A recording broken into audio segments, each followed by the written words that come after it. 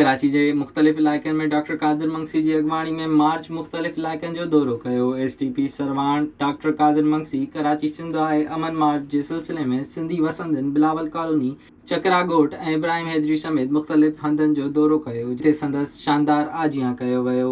इन मौक़े ते डॉक्टर कादिर मंगसी जो चवणु हो त सिंध पाकिस्तान ठाहियो। हू इन सां गॾु रहणु चाहिनि था पर बराबर जा हक़ ॾिना वञनि।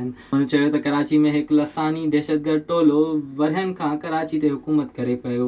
जॾहिं उनखे का तकलीफ़ थिए थी त सिंध विरहाइण जी ॻाल्हि कई वेंदी आहे।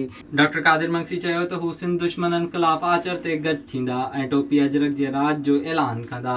पंहिंजा तिरंगा झंडा झूलींदा ऐं सिंधी टोपी पटके अजरक सां ऊचे ॻाठ कराची जे घटिन में पाण सिंधी टोपी पटके अजरक जो राज जो ऐलान कंदासीं। STP सरबराह अपील कई त सिंध जा वारिस जलसे में शरीक थी दुश्मननि खे पैगाम ॾियनि त कराची सिंध ऐं सिंधी अमन पसंद आहिनि।